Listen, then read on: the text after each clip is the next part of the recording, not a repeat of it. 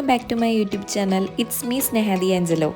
So guys, ഇന്ന് നമ്മൾ ചെറിയ ജേർണിയിലാണ്. സിറ്റി ഓഫ് ഡ്രീംസ് എന്ന് കേട്ടിട്ടുണ്ടോ? അങ്ങനെയാണ് മുംബൈനെ കുറിച്ച് എല്ലാവരും പറയാറ്. മുംബൈയിൽ ആദ്യമായിട്ട് കാലുകുത്തുന്നവരെ കാത്തിരിക്കുന്നത് ഈ ഒരു railway station, Chhatrapati Shivaji terminus. കേൾക്കാൻ അത്ര രസമില്ലെങ്കിലും പറയാൻ അത്ര സ്മൂത്ത് അല്ലെങ്കിലും കാണാൻ നല്ല ഭംഗിയുണ്ട് കേട്ടോ ഇവിടെ. ഇതാണ് നമ്മുടെ ഇന്ത്യയിലെ ഏറ്റവും തിരക്കുള്ള റെയിൽവേ സ്റ്റേഷൻ. ഈ ഒരു ആർക്കിടെക്ചറൊക്കെ കാണുമ്പോൾ നിങ്ങൾക്ക് ഏകദേശം മനസ്സിലാവും ഇത് ബ്രിട്ടീഷുകാരുടെ ഒരു കലാവിരുതാണെന്ന്. സ്കൂളിലും കോളേജിലൊക്കെ പഠിക്കുമ്പോൾ ജിയോഗ്രഫിയും ഹിസ്റ്ററിയൊക്കെ വെറുത്തിരുന്ന ഞാൻ ഇന്ന് അതിലൂടെയാണല്ലോ നടന്നു പോകുന്നതെന്ന് ആലോചിക്കുമ്പോൾ എന്താണെന്നറിയില്ല, നമ്മുടെ എഡ്യൂക്കേഷൻ സിസ്റ്റത്തോടൊക്കെ ഒരു ചെറിയ ബഹുമാനം തോന്നുന്നുണ്ട്. മുംബൈ സെൻട്രൽ റെയിൽവേ ആയതുകൊണ്ട് തന്നെ ഒരുപാട് പേര് ജോലിക്ക് അങ്ങോട്ടും ഇങ്ങോട്ടൊക്കെ പോകാൻ ഈ ഒരു റെയിൽവേനെയാണ് ഡിപ്പെൻഡ് ചെയ്യുന്നത്. അപ്പം നമ്മളിന്ന് കാണാൻ പോകുന്ന കുറച്ച് ഹിസ്റ്റോറിക്കൽ തിങ്സ് ഒക്കെയാണ്. സോ ബ്രിട്ടീഷുകാരുടെ ഭരണത്തിന് ശേഷം ഇന്ത്യയിൽ ഉണ്ടായിരുന്ന ഏറ്റവും നല്ലൊരു ഭരണാധികാരിയാണ് ഛത്രപതി ശിവാജി. അപ്പം നമ്മൾ ഇന്ന് പോകുന്നത് ഛത്രപതി ശിവാജിയുടെ ഒരു മ്യൂസിയത്തിലേക്കാണ്. ഈ ഒരു മ്യൂസിയം മാത്രമല്ല, ഐക്കോണിക് ലാൻഡ്മാർക്കായ ഗേറ്റ് വേ ഓഫ് ഇന്ത്യ, പിന്നെ നമ്മുടെ താജ് ഹോട്ടലൊക്കെ ഇന്നത്തെ നമ്മുടെ ലിസ്റ്റിലുള്ളതാണ്. ഇന്ന് മുംബൈ എന്നൊക്കെ വിളിക്കുന്നുണ്ടെങ്കിലും ആൾക്കാരൊക്കെ മാറിയിട്ടുണ്ടെങ്കിലും ഒരു പഴയ ബോംബെ സ്റ്റൈല് നിങ്ങൾക്ക് ഇവിടെയൊക്കെ കാണാൻ പറ്റും. ആ ഒരു കാലഘട്ടത്തിൽ നിർമ്മിച്ച കെട്ടിടങ്ങളാണ് കേട്ടോ ഇതൊക്കെ. മുംബൈയിൽ ആളുകൾ വന്നതിന് ശേഷം ടാക്സി എടുക്കുന്നതുകൊണ്ട് ട്രാഫിക് താരതമ്യേന കുറവായിട്ടാണ് എനിക്ക് തോന്നിയത്. ഇന്ത്യയിലെ ഏറ്റവും കോടീശ്വരന്മാരായിട്ടുള്ള ആൾക്കാർ താമസിക്കുന്ന സ്ഥലവും കൂടിയാണിത്. ലോകത്തിലെ ഏറ്റവും വലിയ 6ാമത്തെ മെട്രോ സിറ്റിയാണ് മുംബൈ. ഏകദേശം ഒരു പോർച്ചുഗീസ് സ്റ്റൈലിലാണ് ഇവിടെയുള്ള എല്ലാ കെട്ടിടങ്ങളും പണിതിരിക്കുന്നത്. Reserve bank of India, Bombay stock exchange, ഇതൊക്കെ ഇവിടെ തന്നെയാണ്. അങ്ങനെ നമ്മൾ ടാക്സി ഒക്കെ പിടിച്ച് ഛത്രപതി ശിവാജിയുടെ മ്യൂസിയത്തിലേക്ക് എത്തിയിട്ടുണ്ട്. പെർ ഹെഡ് 200 റുപ്പീസ് നമ്മളിവിടെ പേ ചെയ്യണം. മൊബൈൽ ഫോട്ടോഗ്രാഫി അല്ലാതെ നമ്മുടെ കയ്യിൽ എന്തെങ്കിലും ക്യാമറ ഉണ്ടെങ്കിൽ അതിന് നമ്മളിവിടെ എക്സ്ട്രാ പേ ചെയ്യേണ്ടതുണ്ട്. നമുക്ക് പിന്നെ എക്സ്ട്രാ DSLR ഒന്നും ഇല്ലാത്തതുകൊണ്ട് പേ ചെയ്യേണ്ട ആവശ്യമൊന്നും വന്നില്ല. ഇതിന്റെ ലാൻഡ്സ്കേപ്പ് ഒക്കെ കാണാൻ നല്ല ഭംഗിയുണ്ടെങ്കിലും പുറമേക്കാളും എനിക്ക് ഇഷ്ടപ്പെട്ടത് അകത്താണ്. ഈ ഒരു മ്യൂസിയത്തിന്റെ ഏറ്റവും ഹൈലൈറ്റ് എന്ന് പറയുന്നത് ഇതിന്റെ മുകൾ ഭാഗം കാണാൻ തന്നെയാണ്. ഒരു ഇന്തോ സാർസനിക് വാസ്തുവിദ്യയാണ് ഇതിന് ഉപയോഗിച്ചിരിക്കുന്നത്. എന്ന് വെച്ചാൽ മനസ്സിലാകുന്ന രീതിയിൽ പറഞ്ഞാൽ ഇന്തോ ഗോത്തിക് സ്റ്റൈൽ, അതും അല്ലെങ്കിൽ ഒരു ഇന്ത്യൻ ക്ലാസിക് സ്റ്റൈൽ എന്നൊക്കെ പറയാം. ഈ ഒരു മ്യൂസിയത്തിൽ ഏകദേശം 50,000 പ്രദർശനങ്ങൾ വിദേശ രാജ്യങ്ങളിൽ നിന്നുള്ള വസ്തുക്കളും ഒക്കെ സൂക്ഷിച്ചു വെച്ചിട്ടുണ്ട്. ഈ ഒരു മ്യൂസിയത്തിന്റെ ഉള്ളിൽ സൂക്ഷിച്ചിരിക്കുന്ന ഓരോ വസ്തുക്കൾ കാണുമ്പോൾ അതൊക്കെ ഭയങ്കര അത്ഭുതമായിട്ടാണ് എനിക്ക് തോന്നിയത്. കാരണം അന്നും ഇതൊക്കെ ഉണ്ടായിരുന്നു എന്നാണ് ഞാൻ ചിന്തിക്കുന്നത്. ഇതൊക്കെ ലൈഫിൽ നമ്മൾ മിസ് ചെയ്താൽ കാണേണ്ട ഓരോ കാര്യങ്ങളാണ്. പഴയ ഒരു ഇന്ത്യയും അവിടുത്തെ രാജാക്കന്മാരും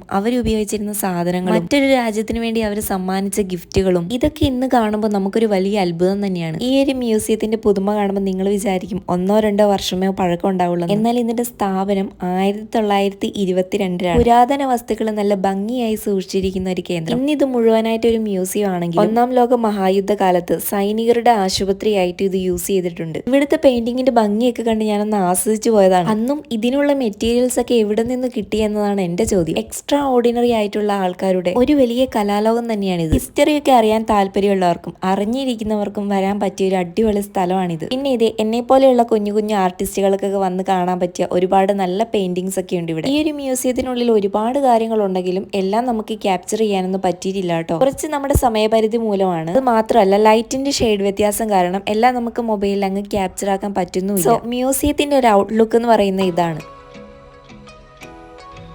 അവിടെ തന്നെ ഒരു ക്യാൻറ്റീനൊക്കെ ഉള്ളതുകൊണ്ട് ചായയൊക്കെ മേടിച്ച് കുടിച്ച് കുറച്ചു നേരം അവിടെ ഇരുന്നു. ഇനിയാണ് നമ്മൾ മുംബൈയിലെ താജ് ഹോട്ടലിലേക്ക് പോകുന്നത്.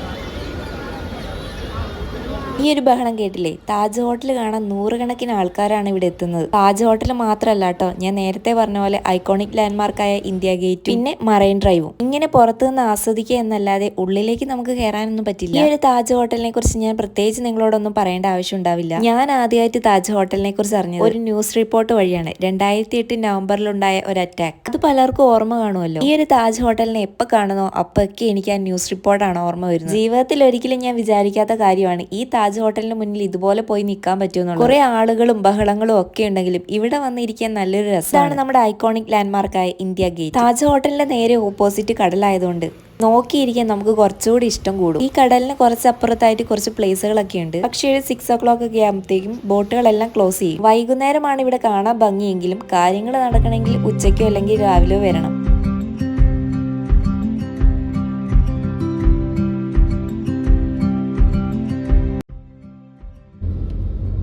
അപ്പൊ ഇന്നത്തെ ഈ യാത്ര കഴിഞ്ഞ് തിരിച്ചു പോകാൻ നമുക്ക് സമയമായിട്ടുണ്ട്. മുംബൈയുടെ യഥാർത്ഥ ഭംഗി കാണണമെങ്കിൽ രാത്രി തന്നെ വരണം. ലൈറ്റ് ഒക്കെ ഇട്ട് കഴിയുമ്പോൾ പ്രത്യേക ഭംഗിയാണ് കാണാൻ. തിരിച്ച് നമുക്ക് വീട്ടിൽ പോകണമെങ്കിൽ 10 മണി വരെ ട്രെയിൻ ഉള്ളൂ. സോ അതിനുള്ളിൽ നമ്മൾ തിരിച്ചു പോകണം. പിന്നെ ഒരു കാര്യം പ്രത്യേകിച്ച് എടുത്ത് പറയാനുള്ളത് മുംബൈയിലെ ഫുഡാണ്. തലശ്ശേരിക്കാരി ആയതുകൊണ്ട് മാത്രമല്ല കേട്ടോ, തലശ്ശേരിയിലെ ഫുഡ് അല്ലാതെ ഒരു ഫുഡും എനിക്ക് ഇതുവരെ നല്ല ടേസ്റ്റി ആയിട്ട് തോന്നിയിട്ടില്ല. പക്ഷെ മുംബൈയിലെ ഫുഡ് എന്റെ അഭിപ്രായത്തെ അങ്ങ് തെറ്റിച്ച് കളഞ്ഞു. വളരെ ടേസ്റ്റി ആയിട്ടുള്ള ഫുഡുകളാണ് മുംബൈയിലുള്ളത്. ഒരു വട്ടം കഴിച്ചു കഴിഞ്ഞാൽ വീണ്ടും വീണ്ടും വന്ന് കഴിക്കണം നമുക്ക് തോന്നിപ്പോവും. അത്രയ്ക്ക് സ്പെഷ്യലാണ് ഈ പ്ലേസും ഫുഡും ഒക്കെ. ഇത് നമ്മൾ വന്നിറങ്ങിയ പ്ലേസ് ആണ്. ഛത്രപതി ശിവാജി ടെർമിനൽസിന്റെ നൈറ്റ് വ്യൂ ആണിത്. ഈ ഒരു നൈറ്റ് വ്യൂ ആണ് ഒരുപാട് ആൾക്കാർ ഇവിടെ വരാറുണ്ട്. ഈ ഒരു സമയമാകുമ്പോൾ ഇവിടെ ഭയങ്കര തിരക്കായിരിക്കും. കാരണം ജോലിക്കാരൊക്കെ ജോലി കഴിഞ്ഞ് വീട്ടിലേക്ക് പോകുന്ന ഒരു സമയമാണ്. സോ ഗൈസ്, നമുക്കും തിരിച്ചു പോകാൻ സമയമായി. ഇനിയിപ്പോ നമുക്ക് അടുത്തൊരു വീഡിയോയിൽ കാണാം. അപ്പൊ ഇതുപോലുള്ള യാത്രകളൊക്കെ നിങ്ങൾക്ക് ഇഷ്ടമാണെങ്കിൽ വീഡിയോന്റെ അടിയിൽ ഒന്ന് കമന്റ് ചെയ്യാൻ വേണ്ടി മറക്കണ്ട. അപ്പൊ ഈ വീഡിയോ ഇഷ്ടമെങ്കിൽ ലൈക്ക് ചെയ്യാനും കമന്റ് ചെയ്യാനും സബ്സ്ക്രൈബ് ചെയ്യാനൊന്നും മറക്കണ്ട. അടുത്ത വീഡിയോയിൽ കാണാൻ. ടാറ്റാ.